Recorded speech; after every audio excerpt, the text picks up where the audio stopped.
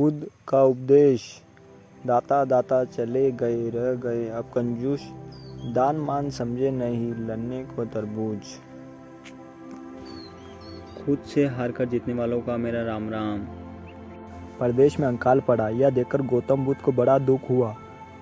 उन्होंने लोगों से कहा कि बहुत से लोग अन्न और वस्त्र के लिए तरस रहे हैं, उनकी सहायता करना हर मनुष्य का धर्म है। आप लोगों से जो कुछ बने वह दान करे। बुद्ध का उपदेश सुनकर सब लोग बिना दिए अपने अपने घर चले गए। एक गरीब व्यक्ति बैठा ही रहा। उसने सोचा कि मेरे पास तो ये वस्त्र हैं, अगर मैं इन्हें उतार कर दे दूंगा तो नंगा हो जाऊंगा। उसने फिर से सोचा कि मनुष्य बिना वस्त्र के पैदा होता है और बिना वस्त्र के ही चला जाता है।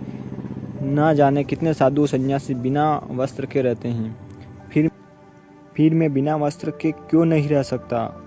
उसने अपने वस्त्र उतारकर बुद्ध को दे दिया।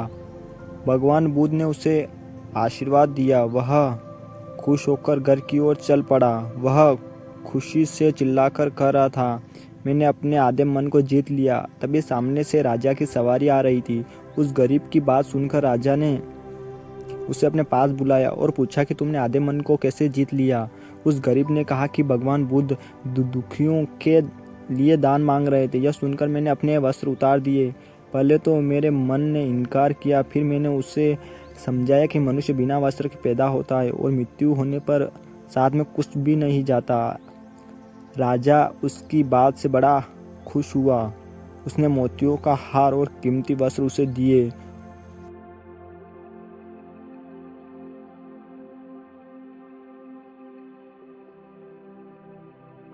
ने वह सब ले जाकर भगवान बुद्ध के चरणों में रख दिए। बुद्ध ने उसे हृदय से लगाते हुए कहा, जो दूसरों के लिए अपना सब कुछ दे देते हैं उसकी बराबरी कोई नहीं कर सकता। दाता दाता चले गए, रह गए अब कंजूस, दान मान समझे नहीं, लड़ने को तरबूज।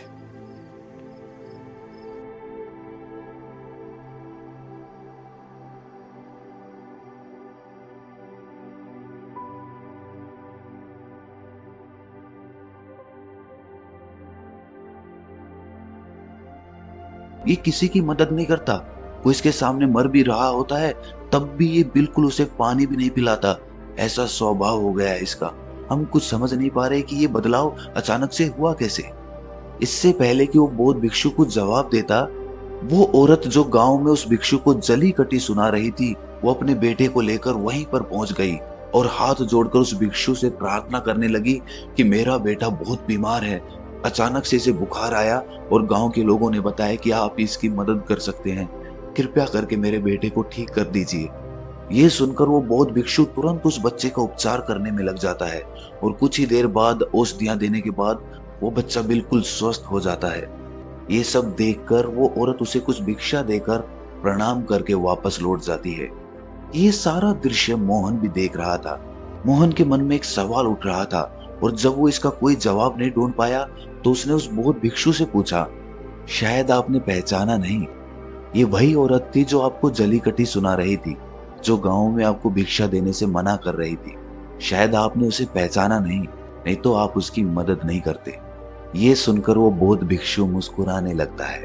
उसके बाद वो बौद्ध भिक्षु मोहन को बताता है कि दूसरों की अच्छाई करने से कुछ अवस्थाओं में दुख मिलता है, लेकिन अगर तुम कर्मों का सिद्धांत समझ लेते हो तो अच्छाई और बुराई, इसके सारे भेद तुम्हारे सामने स्पष्ट हो जाएंगे। मैं भली भांति जानता था कि ये वही औरत है, लेकिन मैंने बिना कोई द्वेष का भाव रखे हुए